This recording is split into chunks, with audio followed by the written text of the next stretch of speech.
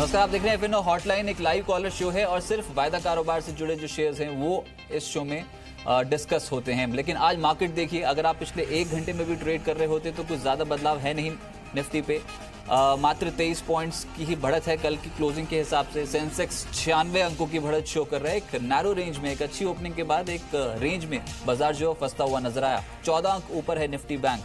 लेकिन आज फिर से मुद्दा वही है कि ट्रेडर्स ग्रिप नहीं छोड़ रहे हैं। जो बीते 3 ट्रेडिंग सेशन में ग्रिप बनाई 10,000 के बेहद नजदीक से, वहां से एक पुल बैक देखने को मिला मार्केट्स पे। 10,300 के लेवल को भी आज क्रॉस कर गए। और ये जो पुट राइटर्स हैं, यानी कि पुट बेचने वाले ट्रेडर्स, वो बाजार पे हावी हैं। आज भी आप देखेंगे तो प्रीमियम्स घटे हैं 10,200 और 10,300 की पुट में। बिकवाली जोर शोर से देखने को मिल रही है पुट्स में और मार्केट को कुशन है। आज कुछ पॉकेट्स डिफेंसिव लाइन जो है वो आज एक्टिव है, जैसे कि फार्मा और आईटी। ये कुछ ऐसे स्टॉक्स हैं जो ट्रेडर्स ने आज के सत्र में तेजी के लिए चुने। सबसे ज्यादा तेजी वाले स्टॉक्स भी आपको बता दूं, टाटा कम्युनिकेशंस है अच्छी तेजी में। अरविंद दूसरा स्टॉक जो बहुत तेज है, एकदम से जो खरीदारी है इन स्टॉक्स में बढ़ती हुई नजर आई है। इसके अलावा ऑरबिंदो, एमएनएम, ल्यूपेन, ये निफ्टी के सबसे ज्यादा बढ़ने वाले स्टॉक्स आपकी स्क्रीन पे। मेरे साथ सुमित बागड़िया साहब इस समय मौजूद हैं चॉइस ब्रोकिंग से। सुमित जी नमस्कार। एक तो रेंज में फंसते हुए नजर आ रहे हैं सर, हफ्ते का पहला कारोबारी सत्र है। कुछ अभी तेजी और बची है निफ्टी पे, या फिर आप मानते प्रॉफिट बुक कर लेना चाहिए जिन्होंने भी 3 दिन पहले पोजीशंस बनाई?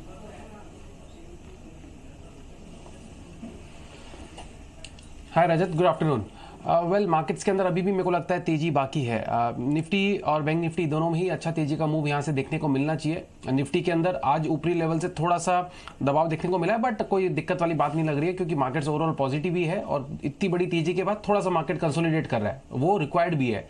मुझे ऐसा लगता है कि यहाँ से मार्केट्स के अंदर एक अच्छा मूव देखने को मिलेगा और 100-125 पॉइंट की तेजी हमें निफ्टी में यहाँ से देखने को मिलनी चाहिए।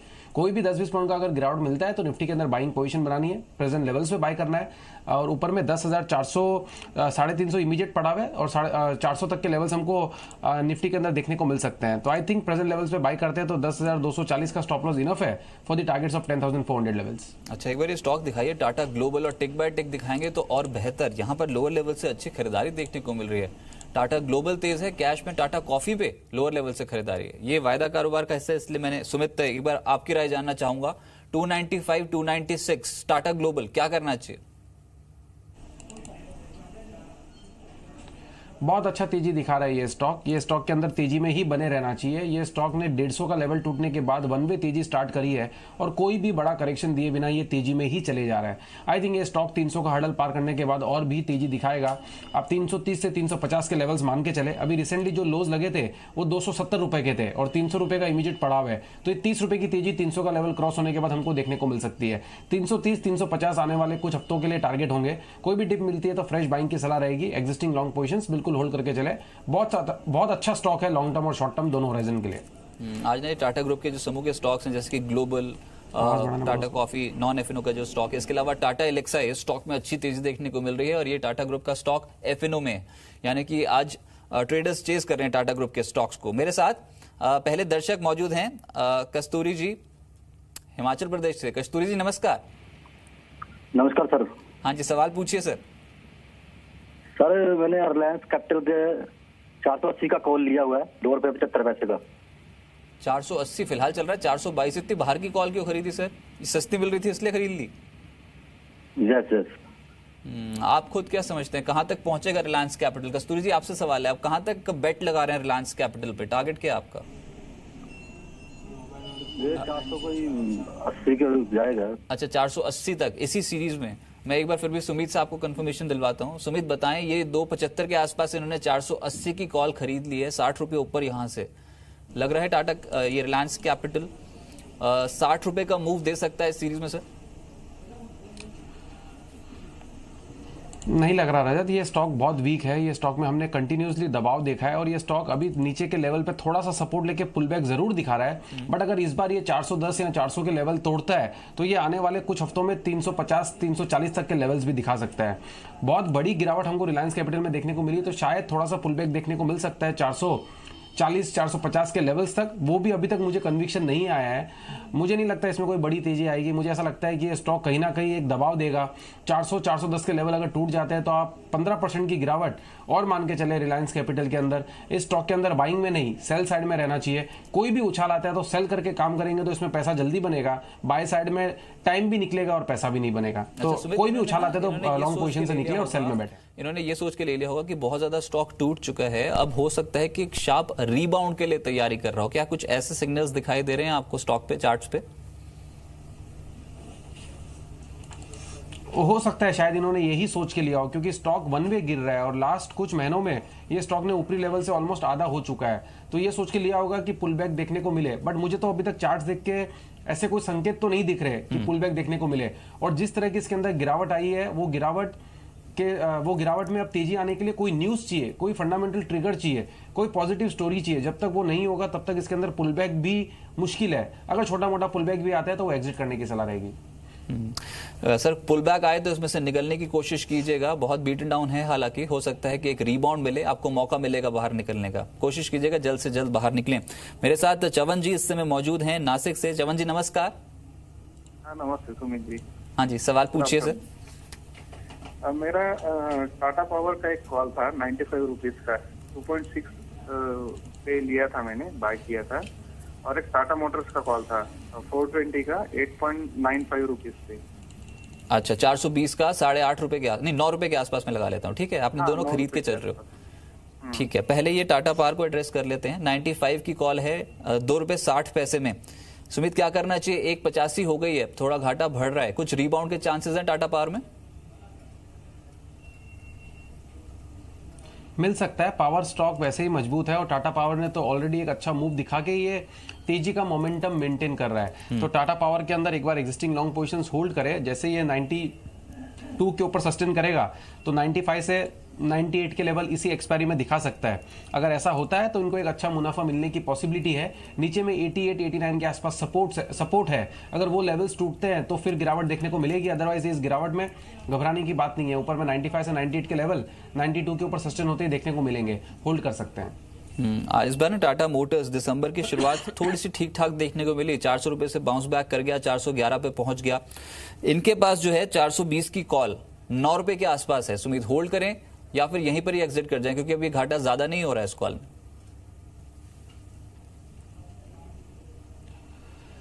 थोड़ा सा एक बार वेट कर सकते हैं, क्योंकि सारे ऑटो स्टॉक्स में यही एक स्टॉक है जो चला नहीं है और ये स्टॉक अभी 400 का सपोर्ट लेके चलने की कोशिश कर रहा है। आई थिंक इमीडिएटली ये स्टॉक यहां से अपमूव दिखाना चाहिए, जिसके अंदर 425 430 तक के लेवल्स हमको देखने को मिल सकते हैं। दोबारा अगर ये 400 के नीचे जाता है तभी ये स्टॉक वीक है और उसी केस में ये स्टॉक में और वीकनेस गहराएगी। अदरवाइज इसकी वीकनेस हो चुकी है। यहां से 425 430 इमीडिएट टारगेट्स बनते हैं, उसके बाद इसमें फ्रेश मोमेंटम स्टार्ट होगा। फिलहाल 400 टू 430 ये रेंज है। एक बार पोजीशंस होल्ड करें, अगर यहां से मोमेंटम मिला तो इस एक्सपायरी में इनको टाटा मोटर्स के अंदर अच्छा मुनाफा बन सकता है। इनका पोजीशन सही है।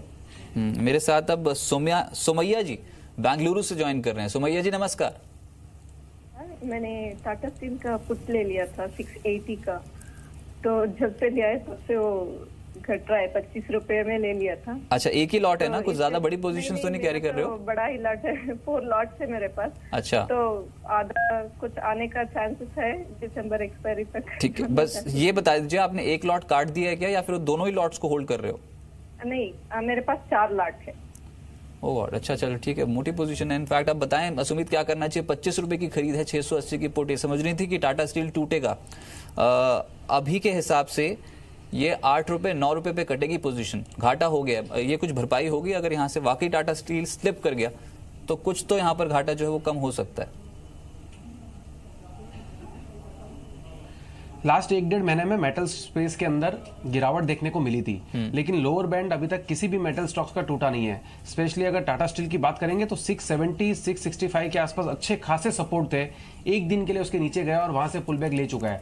आई थिंक ये जब तक वापस से वो लेवल्स टूटेगा नहीं तब तक कोई बड़ी गिरावट देखने को मिलेगी नहीं। अभी लास्ट 3 दिनों में स्टॉक ने एक अच्छा खासा मूव दिखाया, तो यहाँ से थोड़ा सा रिट्रेसमेंट आ सकता है, जिसके अंदर 685 तक के लेवल्स एक बार देखने को मिल सकते हैं। अगर ऐसा हुआ तो इनको एग्जिट करने का मौका मिल जाएगा, वहां पे ही एग्जिट कर लें और ऊपर में 710 का स्टॉप लॉस लगा के रखें, क्योंकि 710 के ऊपर अगर ये सस्टेन करना स्टार्ट हुआ तो ये अच्छी तेजी पकड़ेगा और 740 750 के लेवल्स दिखाएगा। 710 का स्टॉप लॉस, नीचे में 685 के लेवल्स के आसपास इनको एग्जिट करने की सलाह रहेगी।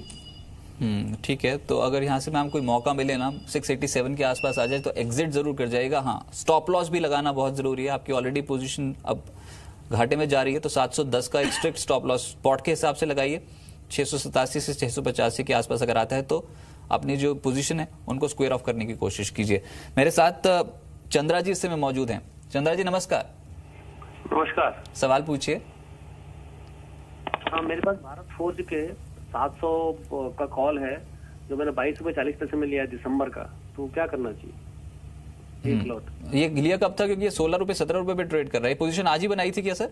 नहीं, 3 दिन हो गए, पिछले बुधवार या बृहस्पतिवार को बनाई थी। अच्छा ठीक है, सुमित जी बताएं 700 की कॉल 22 रुपए पे है, हो तो उनको भी लॉस रहा है, 16 रुपए के आसपास रह गई है। भारत फोर्ज चल सकता है क्या एक्सपायरी से पहले? अच्छी तेजी पकड़ेगा क्या ये स्टॉक? थोड़ा होल्ड कर लें तो प्रॉफिट हो सकता है क्या? ये काउंटर तो स्ट्रॉन्ग है और ऊपर में स्टॉक का 710 के आसपास का एक रेजिस्टेंस है। अगर वो लेवल टूट जाता है तो ये स्टॉक में हमें 740 तक के लेवल्स देखने को मिल सकते हैं। हो सकता है अगर 710 के लेवल टूटे तो इसी एक्सपायरी में ये लेवल्स देखने को मिल जाए। स्टॉक का अभी जो इमीडिएट सपोर्ट निकल के आ रहा है वो है 685 690 लेवल्स। अगर ये लेवल्स नहीं टूटते तो ये काउंटर तेजी ही दिखाएगा। 710 का लेवल ऊपर में टूटना जरूरी है, उसके बाद 740 रुपए तक का मूव देखने को मिलेगा। ओवरऑल इसका चार्टिकली स्ट्रक्चर देखते हुए ऐसा लगता है कि ये स्टॉक यहां से तेजी दिखा सकता है। लॉन्ग पोजीशंस एक बार होल्ड करें। चार्ट्स को देखते हुए अभी ऐसा नहीं लग रहा कि कोई बहुत बड़ी गिरावट आएगी। शायद हो सकता है 7-8 रुपए या 10 रुपए की यहाँ पे गिरावट आ जाए, बट पोजीशंस होल्ड करें। 685 690 ये सपोर्ट जोन है, ये नहीं टूटेंगे तो ये वापस पुल बैक लेगा। 710 टूटने के बाद अच्छी तेजी। मेरे साथ पीयूष जी इस समय जुड़े हैं, बीकानेर से कॉल किया इन्होंने। पीयूष जी नमस्कार, बताइए। टाटा एलेक्सा मेरी टीम बता रही है आपके पास है, तेजी की पोजीशन है ना सर? हाँ जी सर। अच्छा, कितने भाव पे खरीदा? 930 जी, 930 पर एक लॉट लिया हुआ है। और ये आज ही बनाया सौदा सर? ये फ्राइडे को बनाया। फ्राइडे हाँ, फ्राइडे के आसपास ही बनी होगी क्योंकि अभी 957 के आसपास। अच्छे मोटे मुनाफे पे बैठे हैं सर। एक ही लॉट है आपके पास? हाँ, एक लॉट है।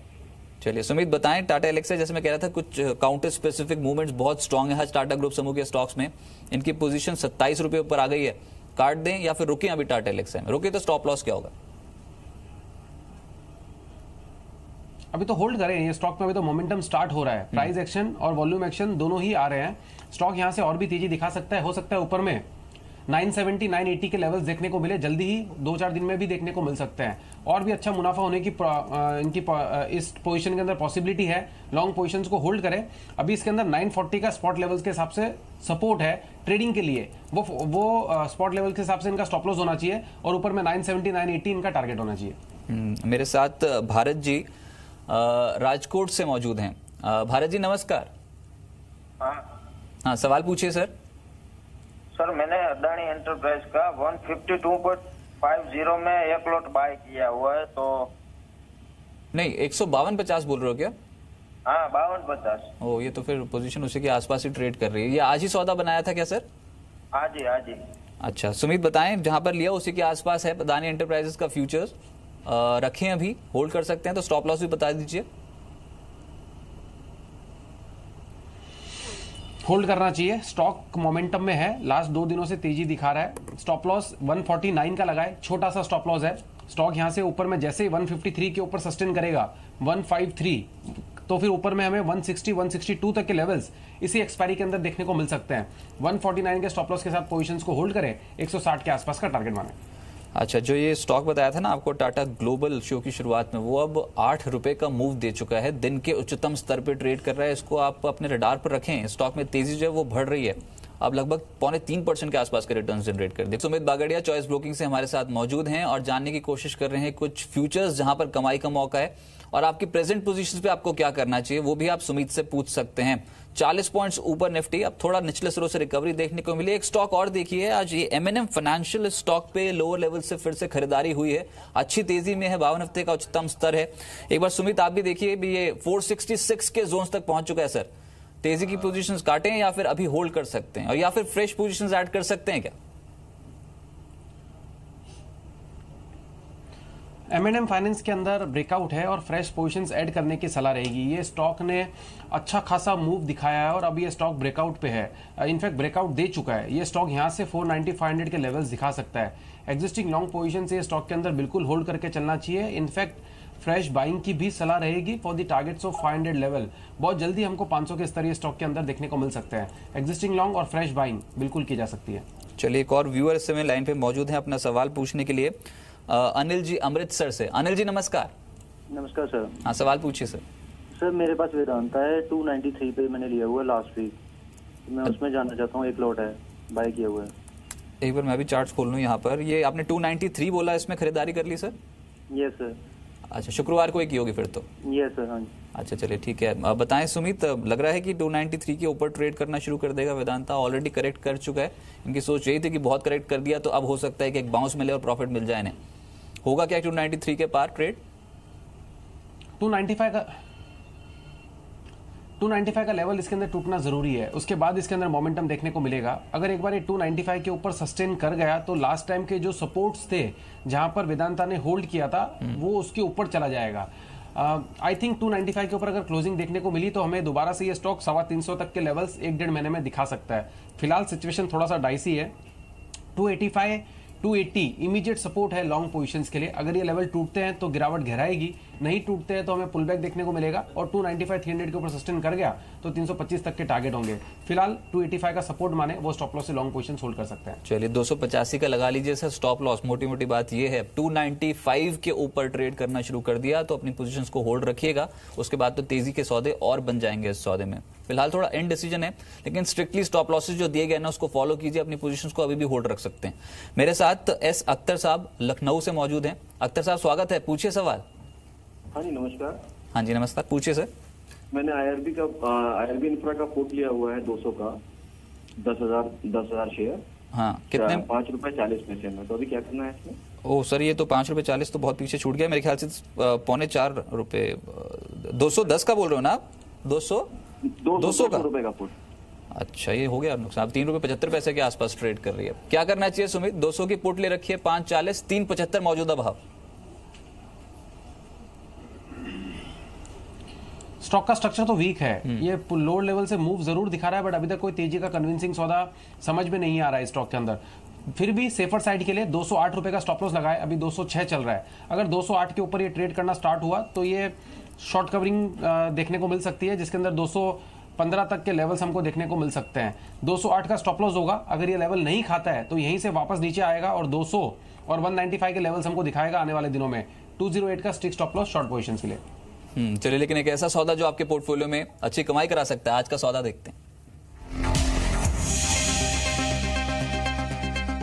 भी बताएं आज का ट्रेड। देखिए आज ट्रेड थोड़ा मुश्किल भी था क्योंकि बाजार ऑलरेडी पहले ही 300 के आसपास खड़ा हुआ है, पता नहीं कितनी का कवरिंग अभी और आना बाकी है। एक बार आपके सामने पहले जरा निफ्टी का ही चार्ट और निफ्टी का स्ट्रक्चर रखते हैं। देखिए आज खुला निफ्टी ठीक था, एक बार 300 के ऊपर आने के बाद वापस 300 के नीचे का ज्यादातर समय इसने निकाला, लेकिन अब फिर से रीगेन कर रहा है। ये क्लोजिंग की तरफ वापस 10,300 के ऊपर आके टिका हुआ है। इसी टिके हुए शेयर्स में आप कुछ वैसे शेयर्स देखे जो काफी दिनों से थोड़ा हरकत में नहीं थे, अब आना शुरू हुए हैं। जो चल रहे थे शायद उसमें थोड़ा रुक जाएगा, जो पहले से टूटे हुए थे उसमें पता नहीं कितना स्ट्रॉन्ग पुल बैक आएगा, लेकिन एकदम से जो एक्टिव हुए हैं उसमें एक इंजीनियर्स इंडिया है। आप इस शेयर को जरूर ध्यान रखिए, जरा इंजीनियर्स इंडिया का चार्ट देखिए। अब आप इसका पैटर्न देखिए जो मैंने निफ्टी के सामने आपके साथ ड्रॉ किया था। इंट्राडे कंपैरिजन ये सिर्फ आपके सामने। ये शेयर जब बाजार कमजोर हो रहा था उस बीच खड़ा रहा, लेकिन जब मार्केट थोड़ा और कमजोर हुआ इसने अपनी स्ट्रेंथ पकड़ ली और मार्केट अब ऑलमोस्ट डे हाई के आसपास अब ये क्लोज करने की तरफ बढ़ रहा है। 187 ये रेंज बहुत इंपॉर्टेंट है जिस पे भी ये ट्रेड कर रहा है। ये आगे चल सकता है अगर यहां पे इस रेंज पे थोड़ा सा कंसोलिडेट कर दे तो मार्केट और इंजीनियर्स इंडिया दोनों को इकट्ठे लगाइए। अगर मार्केट आज दिन भर के अपने गेन को सरेंडर नहीं करता लास्ट में चलते चलते तो इंजीनियर्स इंडिया हो सकता है 190 तक आ जाए। यही हमने आज का इसका टारगेट पे रखा। क्यों इसका टारगेट है 190 रुपए 185 का स्टॉप लॉस? वो इस वजह से आपको ध्यान रखना होगा क्योंकि 190 के आसपास की जो कॉल्स हैं वो काफी एक्टिव हैं। वादा में खरीदारी है, जनवरी दिसंबर दोनों के अंदर खरीदारी है। कुछ इंडिकेशंस हमको डेरिवेटिव्स में और समझ में आए और टेक्निकल रीजंस भी आपके सामने रख रहे हैं। उस बेसिस पर इंजीनियर्स इंडिया आज का सौदा है, 190 का टारगेट है। चलिए 190 का टारगेट है। अब दिन के उच्चतम स्तर के बेहद करीब कामकाज कर रहा है, 2% के आसपास की तेजी है, लेकिन यहां पर 190 जो ब्रोकर्स का औसत लक्ष्य है वो आपके सामने रखा गया। बहुत शुक्रिया निपी हमारे साथ जुड़ने के लिए और EIL बताने के लिए आज का सौदा। लेकिन आपको यह भी याद होगा कि हाल फिलहाल में बिटकॉइन में बहुत तेजी आ गई और अब तो सबकी जुबान में बिटकॉइन ही छाया हुआ है। $15,000 का भाव दिखा दिया बिटकॉइन ने। बिटकॉइन पे आरबीआई के पूर्व गवर्नर HR खान से एक्सक्लूसिव बातचीत की आलोक प्रियदर्शी ने, वो सुनवाते हैं आपको। आरबीआई के farmer deputy governor HR Khan sir इस वक्त हमारे साथ हैं। सर, बिटकॉइन को लेकर बहुत सारे इश्यूज हैं। बिटकॉइन को लेकर आरबीआई की तरफ से कॉशंस भी किया गया है, लेकिन उसके बावजूद भी देखा जा रहा है कि बिटकॉइन में बहुत सारे लोग इन्वेस्ट कर रहे हैं। कितना जोखिम भरा है? नहीं, तो जोखिम है बहुत, क्योंकि जिस तरह से इसका प्राइस बढ़ रहा है इसमें जोखिम भरा है और इसमें मनी लॉन्ड्रिंग का एस्पेक्ट भी आ सकता है, टेररिस्ट फाइनेंसिंग का एस्पेक्ट आ सकता है, पैसा गंवाने का भी इशू इसमें है, तो लोग उसमें होशियारी तरह बहुत जरूरी है। सर, रेगुलेशन कितना जरूरत है अभी इस वक्त? इसके ऊपर काम चल रहा है, बहुत सरकार और रिजर्व बैंक इसके ऊपर काम कर रहे हैं। मेरे ख्याल से आने वाले समय में कुछ रेगुलेशन आएगा। ये समस्या विश्व भर में है, सारे जगह कंट्रीज में भी इस बिटकॉइन को किस तरह से रेगुलेट किया जाए, ये किस तरह से इवॉल्व कर रहा है, इसके ऊपर चर्चा हो रही है।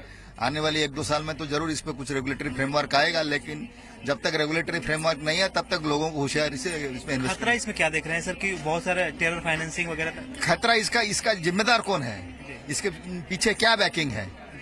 इसके पीछे कोई सेंट्रल बैंक का बैकिंग नहीं है, कोई इसके पीछे कौन आदमी है यू कांट ढूंढ नहीं सकते उसको। तो आपका कस्टमर ग्रीवेंसेस हो गया, कोई टेक्नोलॉजिकल ग्लिच हो गया और प्राइसेस फॉल किया, तो आप किस तरह से अपने आप को प्रोटेक्ट करेंगे? तो ये बहुत जरूरी है। सर, जो टेक्नोलॉजी उस पर आधार के बहुत सारे और भी 5-6 और भी ऐसे क्रिप्टो करेंसी आ रहे हैं मार्केट में, उसको लेकर क्या कहेंगे? बहुत सारे और भी बहुत सारे आ रहे हैं। या सारे क्रिप्टो करेंसी का यही इशू है, उसमें थोड़ा जोखिम भरा है, होशियारी से काम करना चाहिए। तो आरबीआई के farmer deputy governor HR Khan ये बताते हुए कि ये बिटकॉइन में इन्वेस्टमेंट काफी जोखिम भरा है, क्योंकि इसके पीछे किसी भी सरकार की बैकिंग नहीं है, एक तरह का बबल है और इसे सरकार काफी चिंतित है और सरकार इसको लेकर जल्द ही रेगुलेशन कुछ ला सकती है। चलिए, इस नोट पे शो को यहीं वाइंड अप करते हैं। सुमित, बहुत शुक्रिया आपका हमारे साथ जुड़ने के लिए।